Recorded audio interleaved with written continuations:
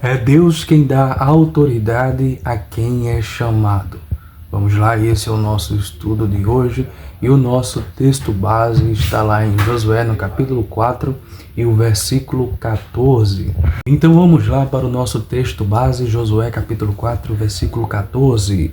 Naquele dia o Senhor fez de Josué um grande líder aos olhos de todo Israel, e eles o respeitaram enquanto ele viveu, como haviam respeitado a Moisés. O Senhor Deus tem um chamado para cada um de nós.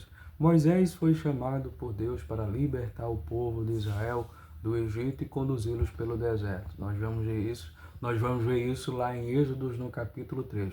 Já Josué foi chamado por Deus para introduzir o povo de Israel na terra de Canaã, na terra prometida. Josué capítulo 1. Nós temos outros exemplos de pessoas que foram chamadas por Deus para exercer uma missão ou um propósito muito poderoso aqui na terra, como o do profeta Jeremias.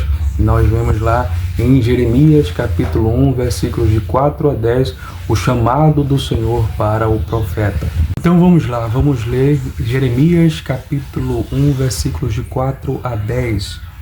O Senhor me deu esta mensagem.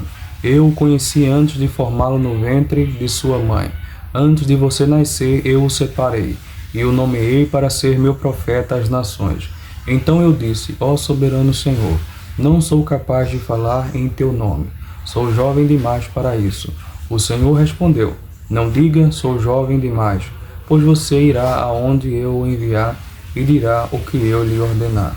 E não tenha medo do povo, pois estarei com você e o protegerei. Eu, o Senhor, falei. Então o Senhor estendeu a mão, tocou em minha boca e disse, veja, coloquei minhas palavras em sua boca. Hoje lhe dou autoridade para enfrentar nações, reinos, para arrancar e derrubar, para destruir e arrasar, para edificar e plantar. Uma característica muito marcante no chamado de Jeremias é que o Senhor Deus diz aqui no versículo 5 que o Senhor o chamou antes mesmo de ele ser formado no ventre da mãe, ou seja, já estava predeterminado para Jeremias, antes mesmo dele nascer, o que ele iria fazer, qual era o seu chamado, qual era o seu propósito como um servo de Deus. E esse propósito seria ser profeta às nações, pregar o arrependimento e o juízo divino aos pecados do povo.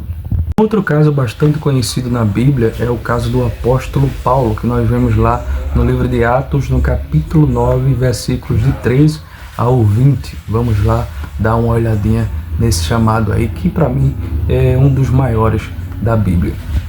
Quando se aproximava de Damasco, de repente uma luz do céu brilhou ao seu redor. Ele caiu no chão e ouviu uma voz lhe dizer, Saulo, Saulo, por que você me persegue? Quem és tu, Senhor? Perguntou Saulo. E a voz respondeu, sou Jesus, a quem você persegue. Agora levante-se e entre na cidade, onde lhe dirão o que fazer. Os homens que estavam com Saulo ficaram calados de espanto, pois ouviam uma voz, mas não viam ninguém. Saulo levantou-se do chão, mas ao abrir os olhos estava cego. Então o conduziram pela mão até Damasco. Lá ele permaneceu cego por 3 dias e não comeu nem bebeu coisa alguma. Havia em Damasco um discípulo chamado Ananias. O Senhor o chamou numa visão, Ananias. Sim, Senhor, respondeu ele. O Senhor disse, vá à rua direita à casa de Judas. Ao chegar, pergunte por um homem de Tarso chamado Saulo. Ele está orando neste momento. Mostrei-lhe numa visão um homem chamado Ananias, chegando e impondo as mãos sobre ele para que voltasse a enxergar.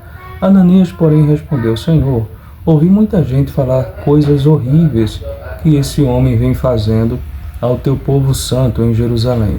E ele tem autorização dos principais sacerdotes para prender todos que invocam o teu nome. O Senhor, no entanto, disse, vai, pois Saulo é o instrumento que escolhi para levar minha mensagem aos gentios e aos reis, bem como ao povo de Israel.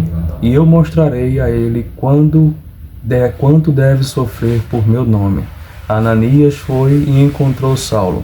Ao impor as mãos sobre ele, disse, irmão Saulo, o Senhor Jesus, que lhe apareceu no caminho para cá, me enviou para que você volte a enxergar e fique cheio do Espírito Santo.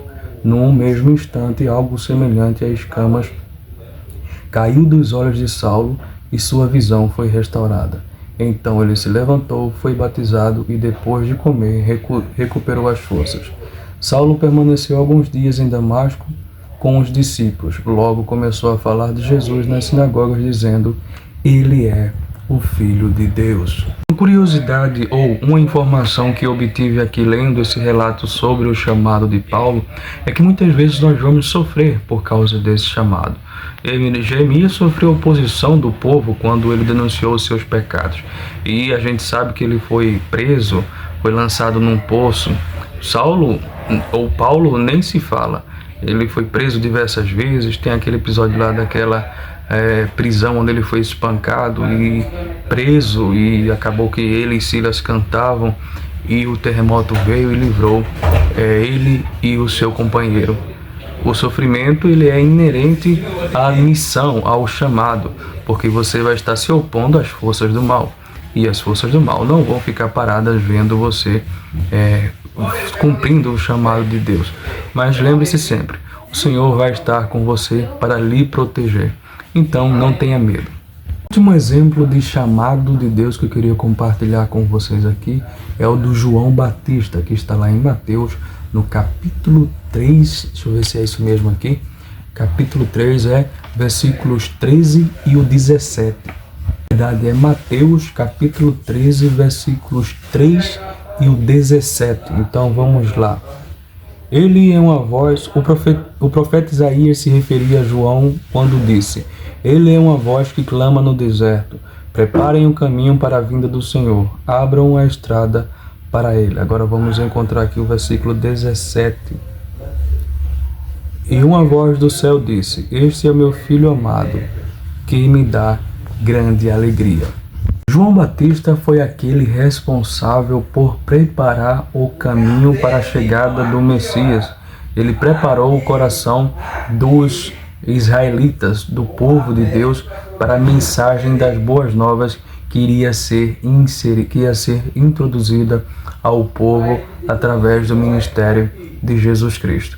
E ele era aquela voz que clamava no deserto, porque João estava sempre pregando no deserto, estava sempre alertando ao povo sobre a vinda do Messias, a vinda do Cordeiro de Deus, que iria tirar o pecado do mundo. O versículo 14 do capítulo 4 de Josué mostra ou nos conta que o Senhor engrandeceu a Josué diante do povo de Israel após aquela travessia no Jordão. E o povo passou a respeitá-lo, a temê-lo, assim como temia ou respeitava a Moisés pelo resto dos seus dias. E aqui nós temos uma informação muito importante.